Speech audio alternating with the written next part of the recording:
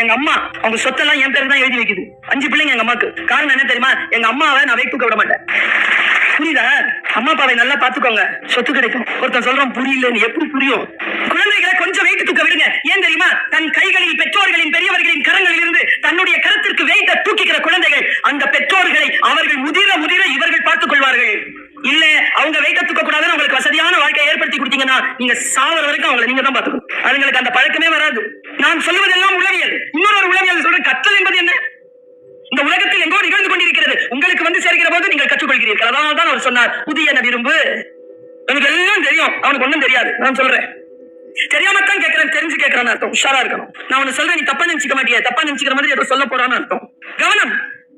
கவனத்தோடு இருக்கக்கூடியவர்கள் கற்றலில் ஈடுபடுகிறார்கள். கற்றல் அவர்களுக்கு புதிய புதிய பாதையை திறந்து கொடுக்கிறது. நான் பாருங்க, குழந்தைகள் எப்படி வளர வேண்டும் என்று சொல்கிறேன். ஒரு ஆசிரியராக சொல்கிறேன், குழந்தை எப்படி வளரணும். கல்யாண்ஜி எழுதினர், நல்லா தெரிஞ்சுக்கோங்க. குழந்தைகள் உங்கள் சொல்லை கேட்டு வளர்வதே இல்லை, உங்களை பார்த்து வளர்கிறார்கள். உங்களை பார்க்கிறார்கள், உங்கள் அசைவுகளை பார்க்கிறார்கள். எல்கேஜில ஒரு குழந்தை சாப்பிடல 3 நாளா. அந்த டீச்சர் எனக்கு முன்னால பெற்றோருக்கு போன் பண்றாங்க. பெற்றோர் போன்ல சொன்னதை ஸ்பீக்கர் போட்டு அந்த டீச்சர் எனக்கு காட்டினாங்க. என்ன சொல்றாங்க பாருங்க மேடம். நானும் தான் பாக்குறேன், 3 நாளா டிஃபன் பாக்ஸ் வருது வீட்டுக்கு.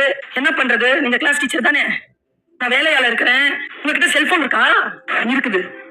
குழந்தை சாப்பிடலன்னா அது கையில கொடுங்க. யாரு? டீச்சர்.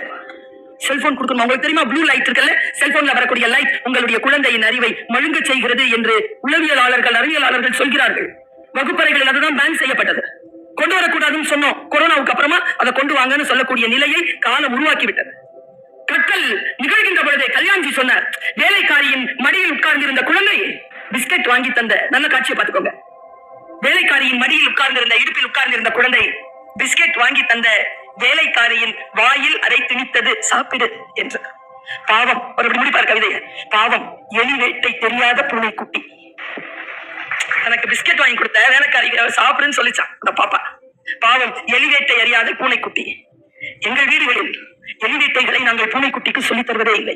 அதுதான் தமிழருடைய பண்பாடு. வளர்ந்தால் வெளியில் போய் வேண்டுமானால் நீ கற்றுக்கொள்ளே தவிர வீட்டிற்குள் இந்த வாழையெல்லாம் நீ ஆட்ட முடியாது என்பதுதான் நாம் நம்முடைய குடும்ப அமைப்பில் வைத்துக் கொண்டிருக்கக்கூடிய சட்டத்திட்டம். அதுக்குள்ளேயே அனுமதிக்காதீர்கள். குழந்தைகள் மீது கவனமாக இருங்கள். அப்பொழுதுதான் கற்றல் நிகழும். லூயி மன்னன், 16ஆம் லூயி மன்னன், நான் வரலாறு பேசுகிறேன். பிரெஞ்சு புரட்சி நடப்பதற்கு முன்னால் 16ஆம் லூயி மன்னன் சொன்ன ஒரு காரியம் வரலாற்று ஏடுகளில் பதிவு செய்யப்பட்டிருக்கிறது.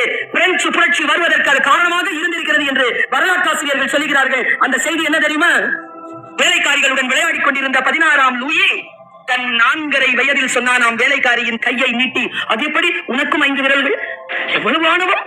என் வீட்டு வேலைக்காரி நீ, என்னை போல் விரல்கள் உனக்கு இருப்பதற்கு உனக்கு எந்த தகுதியும் கிடையாது என்று சொல்லி வளர்க்கப்பட்ட அந்த குழந்தை கடைசியில் சாம்ராஜ்ய சரிவை தான் சந்தித்தது. எங்க அப்பா என்கிட்ட சொன்னார், சுல்தானா PhD டாக்டர் உன்ன மாதிரி எத்தனையோ 1000 பிள்ளைகள், எத்தனையோ லட்சக்கணக்கான பொம்பளை பிள்ளைகள் படிக்கிறதுக்கு வாய்ப்பே இல்லாம இருக்காங்க தாய்.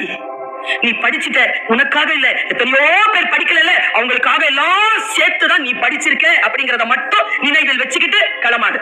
இது உனக்காக மட்டுமல்ல, உன் கல்வி உனக்காக அல்ல, நீ கற்றுக்கொண்டது உனக்காக அல்ல. நீ சிறிய அளவில் கற்றுக்கொண்டு இருந்தாலும் அந்த சிறிய அளவையும் பயன்படுத்துங்கள் என்று சொல்லுகிறார் நபிகள் நாயகம் அவர்கள். அவருடைய ஹதீசுகளில் மிக முக்கியமான ஹதீஸ். பெண்களிலே உயர்ந்த பெண்கள், அன்சாரிய பெண்கள், அவர்கள் கல்வி கற்பதற்கு வெட்கத்தை ஒரு தடையாக பெறுவதில்லை என்று ஆயிஷா நாயகம் அறிவிக்கிறார்கள். அந்த ஹதீஸை தலபுல் இல்மி ஃபரீதத்துன் அலா குல்லி முஸ்லிமின் வ முஸ்லிமத்தின். ஆணாகும் பெண்ணாகும் பிறந்திருக்கக்கூடிய ஒவ்வொருவருக்கும் கல்வி என்பது கடமையாக்கப்பட்டிருக்கிறது என்று சொல்லுகிறது இஸ்லாம். கல்வி கற்றல் நன்று. பகவத்கீதை சொல்லுகிறது, கற்றுக்கொள். நான் உங்க எல்லாருக்கிட்டையும் நான் கேட்கிறேங்க, சில வார்த்தைகளை சிலர் சொன்னாதாங்க சரியா வரும். இப்ப பாருங்க, அவ்வளவு அழகா ஆடிச்சிங்க அந்த குழந்தைகள் அந்த கரகத்தை. குழந்தைகள் அதை ஆடினால் எவ்வளவு அழகு. சில பேர் சில விஷயங்களை செஞ்சு அவ்வளவு அழகு.